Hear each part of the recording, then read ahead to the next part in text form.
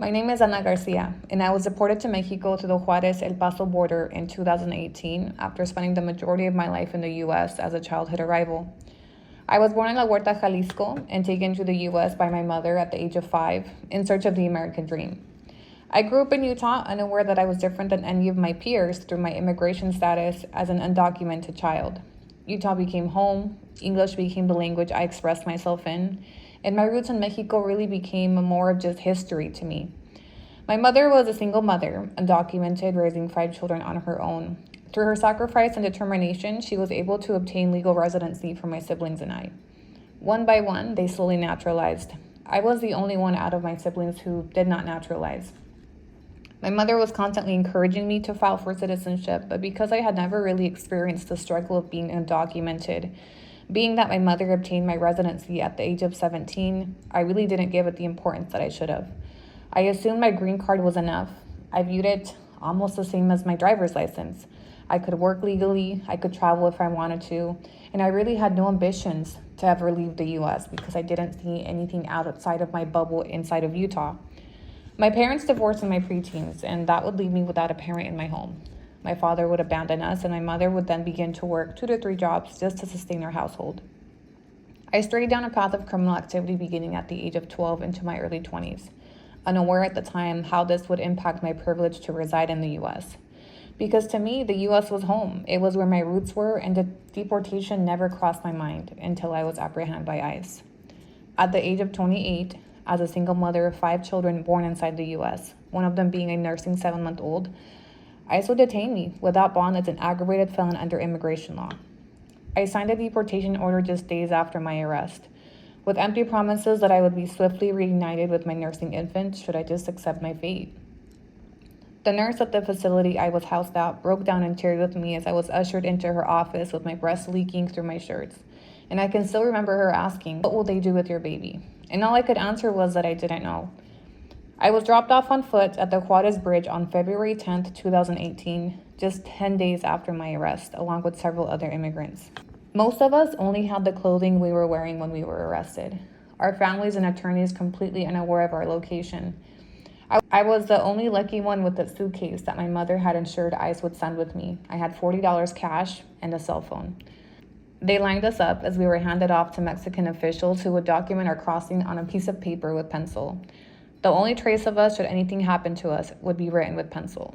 In that moment, I wondered how long it would take to get back to my mother that I was here if something had actually happened. The walk through the bridge was riddled with fear, anxiety, and uncertainty. It was in that moment I walked through the bridge that it hit me. I was homeless, I was jobless, I was stripped of my motherhood and my family. I didn't know where I was headed, where I would sleep, or if I would be safe.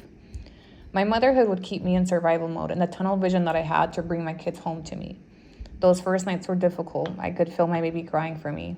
And I felt like somewhere she was searching for me. It would be a year before I had her back in my arms. It would be a year I spent fighting from across the border to invoke my parental right to see my children. I reunited with my children in Ciudad de Mexico, and that was the beginning of our journey to make Mexico our home. My deportation taught me that home is not a place. Home is a feeling. Home is where we are all together. Home was my people, and home is wherever my children are. Wherever they went, my heart was following. It's been 6 years since I crossed on foot into Mexico at the Juarez border. And when I first arrived, I felt like I'd been thrown into a black pit of the unknown. I didn't understand the currency. My Spanish was broken. I struggled to find my place of belonging among the locals. I am Mexican, but not Mexican enough to be considered one of them. I am also American, but I'm not American enough to be accepted as one. For 6 years, I have struggled with my identity as a Mexican-American rebuilding in my homeland. My children, all American citizens, have been relocated to Mexico and are plight to maintain our family together. And for 6 years, we have rebuilt our home in Mexico together, hoping to light the way for other families because there is life here and there's also opportunities here. Mexico gave me a second chance to rebuild after I took my life in the U.S. for granted, and Mexico gave me a second chance at motherhood. Deportation created a ripple effect that even 6 years later is still present in my family's lives, from my family members still inside the U.S. to my kids and I here in Mexico. The ripple effect impacted my oldest daughter the most, who is now 15 years old, with a story of her own. My name is Amaya. I am 15 years old and the daughter of a deported immigrant. This affected me in so many ways, down to when I realized she was never coming home, to having to put on a straight face for my siblings. Me being the oldest meant I had to step in more than ever before. Doing so has got my sister and brother to tell me that I have become a second mom for them. When we finally met up with our mom again, it came with the change of having to move to Mexico with her. Having to adapt to this change was hard, unlike anything else. A new home, learning the language, being discriminated for being just part American, not seeing my dad, my other siblings, my family in general. But I got through it because I had my mom and my family's support even though they weren't there with me. My mom constantly tells me the one same quote: God gives his toughest battles to his strongest warriors. That quote really put things into perspective for me, and I would change nothing because it has made me into the young woman I am today.